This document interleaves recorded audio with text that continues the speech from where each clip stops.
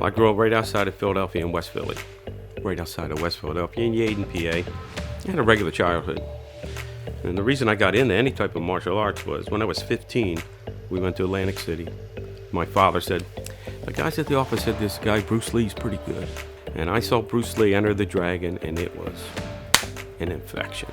After that was it. I was infected. I would cut my mother's broom handles off and make nunchucks out of them. I would kick the walls, and I all on my own, because back then, you're talking 1973, there's no places around. There's nowhere to get any kind of training. I found a place in Darby, and then it just escalated from there. I met another instructor, Duso Park. It was Taekwondo, and I started training heavy with him. It was almost like the Karate Kid type thing.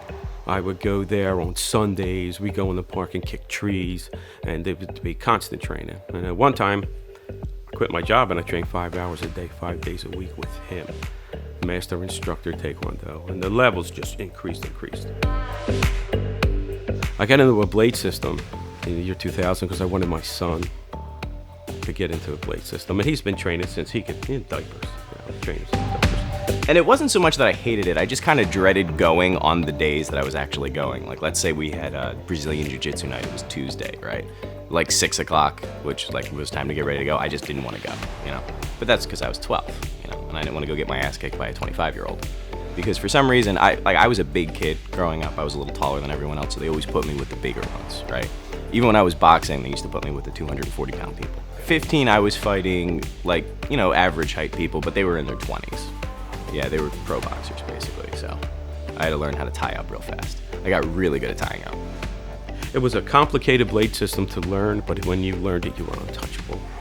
As I saw from cutting, there's switches and timers, so I can't cut deep enough to stop you, because I have to get pretty deep for a switch, which turns you off. The timers, you just bleed out and you wait for wooziness or death even, but you will die from a cut. But I can't have that. I need to stab right now and get to the timers.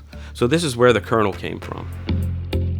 All this came about is about people being scared of the blade, self-stab issues, or people taking it off them. So this gives them more confidence, and with a confidence level, it's huge. And we found out this is easy for people to learn. Why not just have the blade come out the front of my hand instead of the side? Because once I get this out, it's going to be stab, stab, stab, straight forward. No frills. It's a grab and go blade, and that's it. It eventually got to the point where he was like, we need a new blade. And so he and I started working on the design, right? And I was all about making it look good, making sure it looked nice, making sure it fit your hand really nice. And we used to have arguments over whether the grip was a ½ inch too wide at the bottom. But yeah, so it was, you know, probably like 4 or 5 years ago that we really got the finalized design, and we got a prototype. I actually sanded the thing out of wood just to make sure that it worked properly. And then once we had it, then it was a go. He had this book by Colonel Rex Applegate, and you know, he was showing me the cover of it, and he was like, this guy gets it, right? And so I started reading a little bit, and I started looking into the guy's philosophy, and I realized that it matched his perfectly.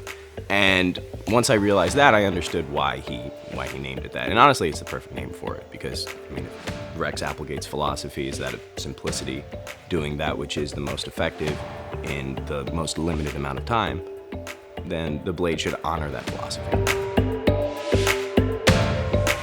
It's honestly anybody who wants to use a knife, and I think it's accessible to anybody. And I think the reason for that is you really don't have to think about it. And I've discovered that just showing it to people. I mean, I've showed it to people who have had no experience in any combatives at all, and they all get it. It's really that tactile sensation, but once you pick it up, you know. It's like, I know what to do with this blade. Everything's been thought for this blade, for the user, for straight on, with no experience, and just a mindset. Okay? Forget everything and just use what God gave you. You're going to keep the lowest form of skill that you've trained over and over because it has become part of you. So we go for the vital targets. Face and neck, ½ inch underneath. That's why the blade's short.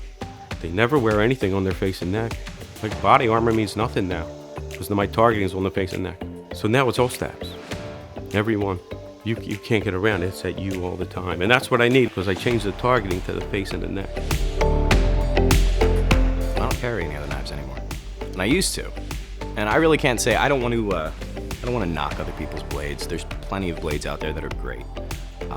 It's what works for me personally, right? And I like this blade because I don't have to think about a blade when I have it on. It's just nice. It's comforting. It's the idea that it's like I can pull it out, and I already know that it's in the right position in my hand, and I'm just gonna put some holes.